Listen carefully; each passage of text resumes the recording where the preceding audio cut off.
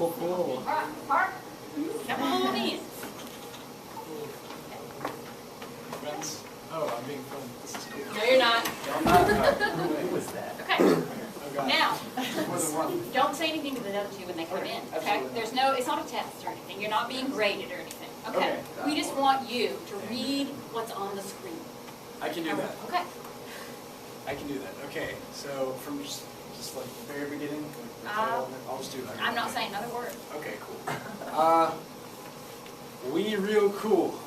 Gwendolyn Brooks, 1917 to 2000. Okay. The Pool Players, 7 at the Golden Shovel. We Real Cool. We Left School. We Lurk Late. We Strike Straight. We Sing Sin. We Thin Gin. We Jazz June. We Die Soon.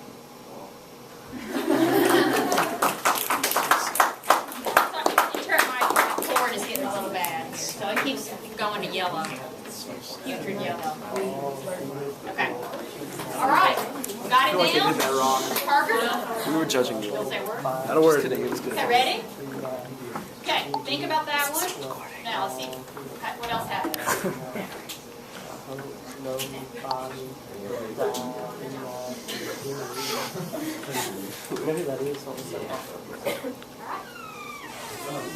at class, just read it. Okay. We Real Cool. The Pool Players, 7 at the Golden Shovel. We Real Cool. We Left School. We Lurk Late. We Strike Straight. We Sing Sin. We Thin Gin. We Jazz June. We Die Soon. Okay. All right. Parker, Ashley, now Eric. Come on in.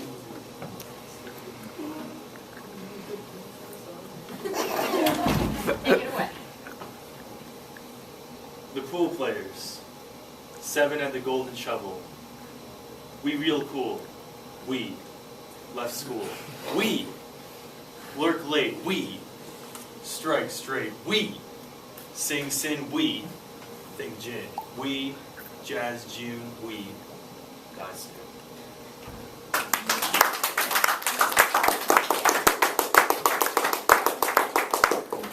Okay. Wow. Wow. Okay. What do you think? What do you think? Talk to me. Talk to me. What did you notice? Anything? Peyton. I noticed that Eric did it a lot differently than they did. He read it more as like a line and put the emphasis on it, like on the we at the end. Whereas the other two, they read the we and the next two words as like its own line. But I think he paid more attention to the emphasis on why they placed the we there. Okay. Excellent. Very good. You weren't in here for the other two, so you don't understand. But yes. Okay. So Eric, when he read it, when he got to the we, he read it like the we was at the end of the line, and he gave a lot of emphasis to that we at the end of the line, which makes you wonder, right? Is that Gwendolyn Brooks, was it her intention, right? Did she intend for that we somehow to be sticking out like that at the end of the line? Okay. And the others? What did you say about the others? How did they read it differently? Peyton. They connected the two lines in a different way. Uh-huh. They read more enjammed. That's called enjambment. Anybody know what enjambment is? What's enjambment? E-N-J-A-M-B-M-E-N-T. Is it where you read and you connect lines together? Okay. A lot of poetry, right? Is that we stop at the end of a line, you have a rhyming word at the end of a line, or you have some sort of finial punctuation at the end of a line. So you automatically, your brain, your mind, your reading, your everything, the sound stops there. The thought stops at the end of the line. Here, when you have an enjambed line, it goes from one line to the thought carries over from the end of the line to the next line. So we have a difference there between end-stopped lines and enjambed lines. Okay, good literary terms. End-stopped line, enjambed lines. Okay, so here we have enjambed lines. The first two readers did it, right? They read it as an enjambed sort of line. They read it thought to thought. Eric read it to the end of the line and put the emphasis on the we. But we could argue that they're right, that Gwendolyn Brooks perhaps has a reason for putting that we out there like that. What possibly, look at the poem, what possibly could be her reason for doing that? Although we can't be in her head, but can we make some, sort of, can we hypothesize what might her reasoning have been? Maybe she also put like more emphasis on their own people rather than the place that they are. Like, I mean, it's cool that they're at this place, but they wanted to emphasize that it's actually them. Okay, more emphasis on the people themselves, the group. There's also, she says there's 7 people, but when you use the we, she's describing them as a unit instead of each individual person, so it's kind of how, like, they do everything together or the same. So, like, it's a unit and not, like, one individual. Okay, all right, so it takes away from the individualism and it puts them more as a group. Okay, it gets more of that group. Did I follow you correctly? Okay, and there are 7 of them, right? There are 7. How many we's are there? If you're talking about 7, That's interesting too. There are 7. Okay, I had never noticed that really until There now. are actually 8 because we real cool. Oh, except for the first one. Yeah, you have the first one. But on the end of the line you have 7. Okay, but there's 8 total. Okay, why else might she have put the we at the end? What kind of we do you think this is? Collective. It emphasizes the collective. What sort of collective do you think this is?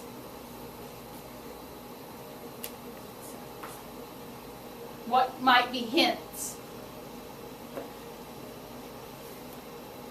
Work late, left school, changing, sing. So I think it's talking about a group of young people. A group of young people? Yeah, like maybe early to mid-20s. Okay, all right. Early to mid-20s, young people. Or maybe even late teens. What are some direct hints? Give me some hints. Left school. They left school. Okay, so we have a group of dropouts, school dropouts. Okay, what else? Give me some more hints. What does the diction tell us? Usually younger people in school, like 40-year-olds calling themselves cool. Okay, good. So you have some of that youthful sort of slang in there, right? Cool, right? So you have some slang, although that's kind of, you can tell, I mean, that's not one of our words nowadays. You all have other slang words. Slang words kind of come and go. But you see here, cool in the time frame in which Gwendolyn Brooks wrote it was probably, it was the real hip sort of word. We're cool. Okay? What else? Stephen? Well, I think work late because young people are known to stay out late. And also, what was it? Straight, as in like straight on that. Okay. Okay. Straight on that. Okay. What do they strike straight? Too. I mean, it could have multiple meanings. The pool ball. Right, with the cue, right? They strike the pool ball straight. Okay. They lurk late. All right, good. It talks about gin. Yes, it is. Right? It talks about gin and jazz in June and all that kind of stuff, right? Okay. So you get this idea that it's sort of a raucous, sort of young group. They're cool. They think they're cool. They think they're cool because they've left school, right? They're kind of sticking it to the man. But then at the end, you kind of have this big, what at the end? This sort of surprise, right? A shocker.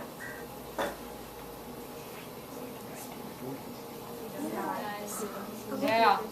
Then there's all of a sudden, this morbidity, this idea that their lifestyles somehow are going to Catch up to them, right? They're real cool and they're real tough and they're real hip and everything until then at the very end we say we die soon. We have to ask ourselves some questions, and more when you get into it. But is Gwendolyn Brooks somehow condemning them? Is she critical of them, or is she not? They're obviously at a pool hall, and the pool hall is called the Golden Shovel. Could there be, I want you to think about this when you answer your questions, could there be some significance to the idea of the name of the pool hall? Okay, so that's not to be overlooked, the Golden Shovel. What about the musicality of the poem?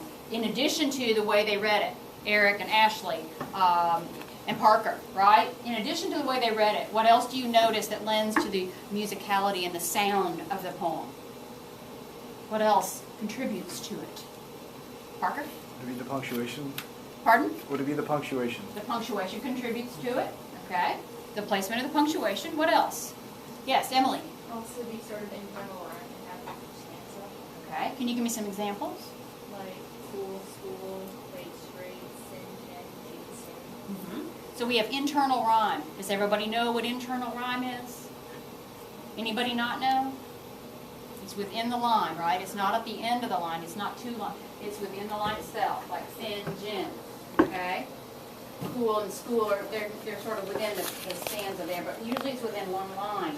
Okay? What else contributes to that? What else contributes to the musicality? The fact that in each thought there's the same amount of syllables. Okay? All right? Yeah, there's the same. You have the same number of syllables until you get the end, and then you notice that die soon sticks out there all by itself at the end, right? Those two words, die soon. Yes. There's also some alliteration, like the neck, wait, straight. The alliteration contributes to the musicality as well. Okay? Very interesting, isn't it? Very musical.